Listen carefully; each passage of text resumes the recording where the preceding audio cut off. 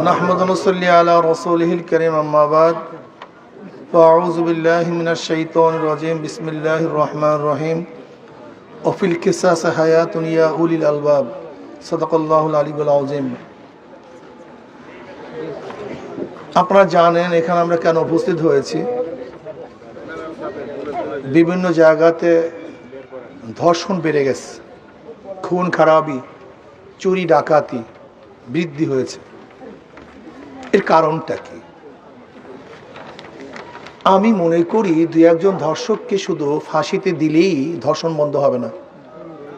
ধর্ষণ কেন হচ্ছে এই কারণ উদ্ঘাটন করতে হবে। ধর্ষণের মূল কারণ হলো নৈতিক শিক্ষার অভাব, আল্লাহর ভয় আমাদের মধ্যে নেই, ইসলামী শিক্ষা আমাদের মধ্যে নেই। ধর্ষণের মূল কারণ হলো ধর্ষণের প্রতি উৎসাহিত করা হচ্ছে। যারা ধর্ষক তারা বিচারের আওতায় আসছে না, তাদের বিচার হচ্ছে না। ধর্ষণ করার পরও নিরাপদে হাঁটছে। জাহাঙ্গীর ইউনিভার্সিটিতে 100 ধর্ষণ করার পরে সেঞ্চুরি পালন করছে। জাহাঙ্গীর ইউনিভার্সিটিতে 100 ধর্ষণ করার পরে সেঞ্চুরি পালন করছে, অথচ সেই ধর্ষক আজও গ্রেপ্তার হয়নি, আজও তাকে বিচার করা যায়নি। হলগুলিতে ধর্ষণ হচ্ছে। আমরা কি দেখেছি যে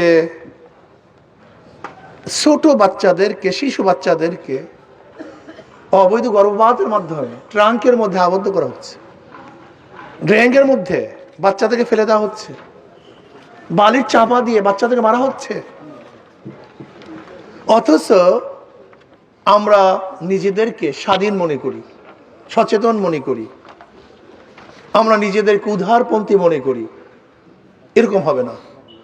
আমি মনে করি নৈতিক শিক্ষা দিতে হবে, ইসলামী শিক্ষায় শিক্ষিত করতে হবে, ইসলামী আইন বাস্তবায়ন করতে হবে। ইসলামী আইন, কোরআন সুন্নাহর আইন বাস্তবায়ন ব্যতীত ধর্ষণ বন্ধ করা সম্ভব নয়।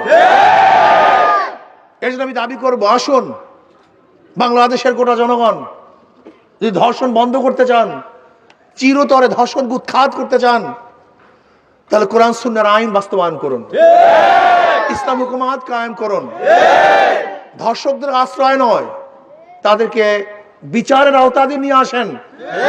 আমি অন্তর্বর্তী সরকারকে বলবো, যদি এই ধর্ষকদের বিচার না করা হয় তাহলে বাংলাদেশের জনগণ এমন আন্দোলন করবে যে আন্দোলনের মাধ্যমে তারা নিজেরাই বিচার হাতে তুলে নিতে বাধ্য হবে। কাজে আমরা চাই না যে জনগণ নিজেরা বিচার করুক, বিচার নিজেদের হাতে তুলুক, এটা আমরা চাই না। আমরা চাই জনগণের আদালত না করতে হয়।